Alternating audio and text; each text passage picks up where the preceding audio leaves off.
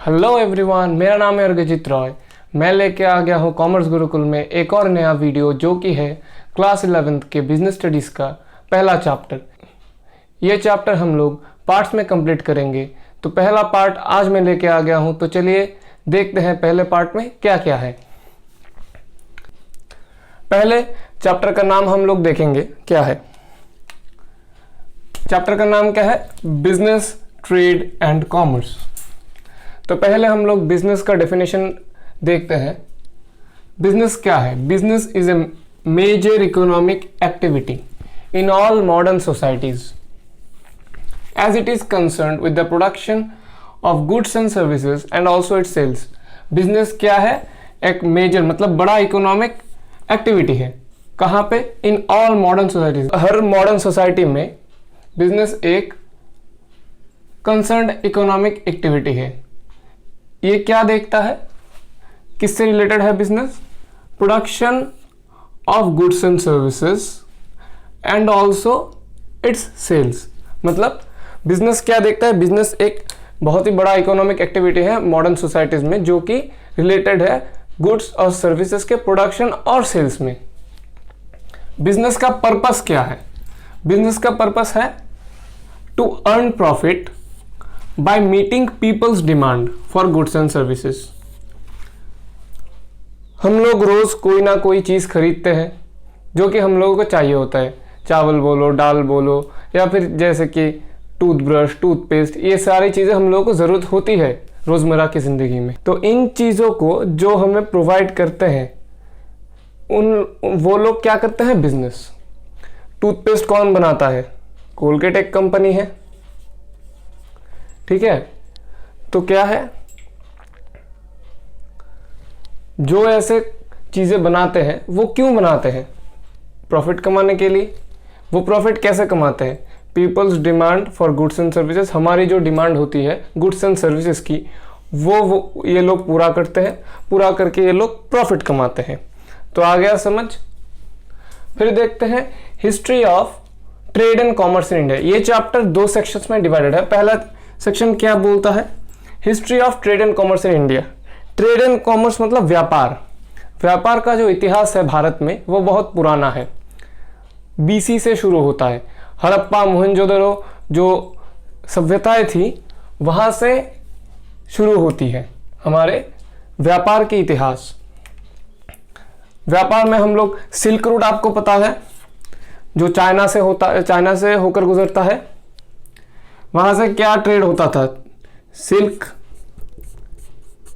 T, coffee, ये सब trade होता था। मैरीटाइम रूट मतलब ईस्ट और वेस्ट। हमारा जो ईस्ट और वेस्ट कोस्ट है वहां से जो सी रूट्स जाते हैं, अलग अलग देशों में जो सी रूट्स जाते हैं उनको हम लोग मैरीटाइम रूट्स या फिर स्पाइस रूट्स भी बोलते हैं। स्पाइस रूट्स क्यों बोला जाता है? क्योंकि इन रूट से, इन रास्तों से, समुद्री रास्तों से स्पाइस यानी मसाले ट्रेड होते थे। आपको पता ही होगा भारत मसालों का कितना बड़ा व्यापार था। आज भी है लेकिन तब और ज्यादा करता था। तो सिल्क रूट हो गया, मैरीटाइम रूट हो गया। फिर कमर्शियल सिटीज मतलब जो मैंने बोला हड़प्पा, मोहनजोदड़ो, इनके कनेक्शंस किसके साथ थे? मेसोपोटामिया। ये एक इंपॉर्टेंट टर्म है। मेसोपोटामिया क्या है? आज का जो इराक, कुवैत, टर्की और सीरिया, इन चार देशों को मिलाकर पहले बोला जाता था मेसोपोटामिया। ये क्वेश्चन आ सकता है, ये टर्म, और आज इस मेसोपोटामिया को क्या बोलते हैं ये आप लोग नोट करके रखिएगा, ये इंपॉर्टेंट है। तो हड़प्पा और मोहनजोदड़ो के साथ मेसोपोटामिया का कनेक्शन मिला है। वो लोग क्या ट्रेड करते थे मेसोपोटामिया के साथ? Gold, silver, copper, coloured gemstones, beads, pearls, seashells, terracotta pots etcetera. ये सारी चीजें मेसोपोटामिया के साथ ट्रेड होती थी। कौन ट्रेड करता था? हड़प्पा और मोहनजोदड़ो के जो लोग थे वो। हालांकि मोहनजोदड़ो और हड़प्पा के टाइम कॉइन्स इन्वेंट हो गए थे, लेकिन उससे पहले से भी क्या चलता था, बार्टर सिस्टम। बार्टर सिस्टम आप लोगों को पता ही होगा। यहाँ पे मनी का यानी पैसों का, कॉइन्स का कोई इन्वॉल्वमेंट होता ही नहीं है। यहाँ पे क्या होता है, जो हमारा एक गुड्स है, मान लो मुझे चाहिए चावल, उसके बदले कोई मुझे आटा देगा, ठीक है, ऐसे चलता था बार्टर सिस्टम। मतलब अगर मान लो कि मुझे चावल चाहिए यानी राइस चाहिए, दूसरे आदमी को व्हीट चाहिए, मेरे पास व्हीट है तो ही मैं उसे व्हीट दूंगा, अगर उसके पास राइस है तो वो मुझे राइस देगा, ठीक है। तो दोनों के पास दोनों चीजें होनी चाहिए। अगर एक के पास भी कोई एक चीज जो दूसरे को चाहिए वो नहीं है तो बार्टर सिस्टम होगा ही नहीं। ये था प्रॉब्लम। इसी प्रॉब्लम को मद्देनजर रखते हुए क्या इन्वेंट हुए, कॉइन्स, मतलब करेंसी जो हम बोलते हैं। तो करेंसी इन्वेंट हो गया यहाँ पे। फिर मनी के जो फंक्शंस है, कॉइन्स इन्वेंट होने के बाद वो आए, ठीक है। फिर क्या आता है, अब पैसा इन्वेंट हो गया तो पैसे को संभालेगा कौन। तो पैसे को इंडिया में रेगुलेट कौन करता है, RBI, reserve bank of India. लेकिन रिजर्व बैंक ऑफ इंडिया तो हमारे पास आके पैसा नहीं पहुंचाता, हमारे पास पैसा कौन पहुंचाता है, कमर्शियल बैंक्स। कमर्शियल बैंक्स जैसे कि एसबीआई हो गया, फिर यूको बैंक हो गया, एचडीएफसी हो गया, आईसीआईसीआई हो गया, बहुत सारे बैंक्स हैं जो हमारे पास पैसे पहुंचाते थे। लेकिन तब तो हम लोग बात कर रहे हैं एंशिएंट टाइम्स की। एंशिएंट टाइम मतलब आजादी से पहले, 1947 से पहले, इससे पहले का जो वक्त है। 1947 के कुछ 1800 सदी में या 1900 सदी के पहले पहले बैंक्स शुरू हो गए थे, लेकिन उससे पहले बैंक्स नहीं थे। क्या थे, लेंडर्स थे, सेट्स थे। मतलब लेंडर्स या सेट्स मतलब जो कि इनके पास बहुत सारा पैसा था, ये दूसरे छोटे छोटे व्यापारियों को, जैसे कि एग्रीकल्चर जो करता है, जो किसान फसल उगाता है, जो छोटे छोटे व्यवसाय होते हैं, उनको ये लेंडर्स या सेट्स पैसे उधार देते हैं मोटी ब्याज पे, ठीक है। मोटा मोटा इंटरेस्ट पे ये लोग पैसा उधार देते थे। अब पैसा कैसे देते थे, तब तो बैंक था नहीं, चेक था नहीं, तो कैसे देते थे, हुंडी।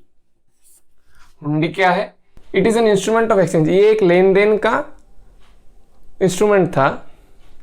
It is an instrument of exchange, ये एक लेन देन का इंस्ट्रूमेंट था जिसमें क्या होता था, एक वर्बल और रिटन एग्रीमेंट, मतलब या तो मुंह बोला या फिर लिखित में एग्रीमेंट होता था, जिसमें लिखा रहता था कि कितना पैसा देना है, यानी टू पे ए स्टेटेड सम। जो सम देना है वो लिखा रहता था या बोला जाता था। ये कहाँ यूज होता था, hundi. It was used as a part of an informal system, मतलब यह कोई फॉर्मल तरीका नहीं था फॉर ट्रांसफरिंग मनी। ये एक इनफॉर्मल सिस्टम था जहां पे अगर लिखित में एग्रीमेंट नहीं है तो ट्रस्ट पे काम चलता था। हुंडी आज तक चलता है, ये याद रखिएगा, हुंडी बंद नहीं हुआ है। हुंडी का इस्तेमाल आज ज़्यादातर इलीगल पैसों का ट्रांजैक्शन करने में होता है। हुंडी का इस्तेमाल आज ज़्यादातर इलीगल पैसों का ट्रांजैक्शन करने में होता है। जैसे कि हुंडी में आज क्या होता है, हमारे करेंसी में एक नंबर होता है, सीरियल नंबर जिसे बोलते हैं। मान लो आप यहाँ पे दिल्ली में हो, दिल्ली से आपको मुंबई पैसा भेजना है, तो अगर कैश इतना सारा लेके जाओगे तो या तो ट्रेन से जाओगे या बस से जाओगे या फिर प्लेन से जाओगे। तो कैसे ना कैसे जाओगे तो आपके पकड़े जाने के चांसेस ज़्यादा होते हैं। तो लोग क्या करते हैं, यहाँ से जो हुंडी में डील करता है उसके पास गया, उसको बोला मुझे 50,000 रुपये मुंबई भेजने हैं, तो वो बोलेगा ठीक है, 50,000 उसने कैश दिए। वो एक सीरियल नंबर देगा, वो सीरियल नंबर आप अगर आपको मुंबई जाके वो पैसे खुद कलेक्ट करने हैं तो यहाँ पे आपको नंबर मिलेगा, आप यहाँ पे जाके वो नंबर दोगे तो आपको 50,000 मिल जाएंगे। ये ऐसे मोटा मोटा ऐसे ही काम करता है हुंडी। ये इलीगल है आज, ये इलीगल कामों के लिए ज़्यादा इस्तेमाल होता है, ये याद रखिएगा। ये मैंने सिर्फ दिल्ली मुंबई का बताया है, ये इंटरनेशनल भी होता है। एक फिल्म आई थी शिवाजी द बॉस, उसमें शायद आपने देखा होगा, ये हुंडी का इस्तेमाल वहाँ पे दिखाया गया था। अगर नहीं देखा तो देख लो, सीखने को मिलेगा। हाँ, तो हम लोग कहाँ पे थे, हुंडी हो गया। फिर आता है लेंडर्स और सेट्स, जो मैंने बोला इनका एक प्रोमिनेंट रोल था इंडिजिनस बैंकिंग सिस्टम में।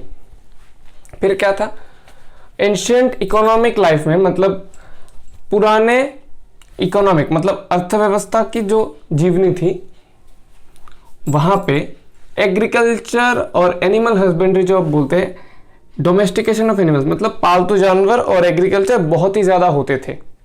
तब क्लाइमेटिक कंडीशंस बहुत फेवरेबल थे, तो फार्मर्स एक ही साल में 2 या 3 क्रॉप्स उगा सकते थे, तो उनको वहाँ से बहुत अच्छा इनकम हो जाता था। तो वहाँ पे लोग एग्रीकल्चर और एनिमल हस्बेंड्री पे ज़्यादा फोकस करते थे। फिर क्या आता है, handicrafts, pottery, weaving, dyeing etcetera were also existent.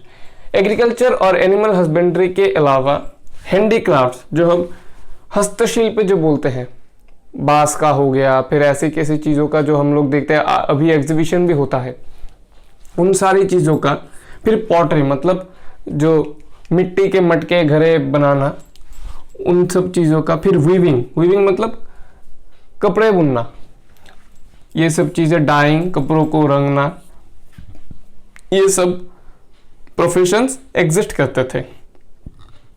फिर क्या है, स्किल्स।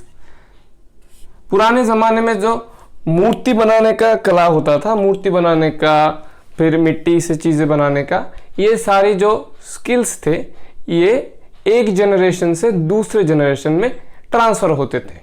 मेरे पापा को अगर मान लो मूर्ति बनाना आता है, तो वो क्या करते थे, मुझे मूर्ति बनाना सिखा के जाते थे।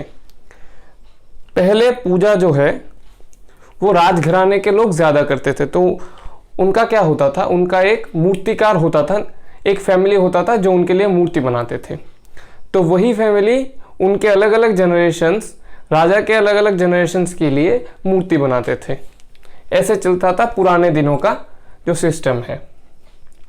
इंटरमीडियरीज मतलब ये लेंडर्स और सेट्स, इनको ही इंटरमीडियरीज बोलते थे। Intermediaries gave a sense of security to the producers by giving financial help।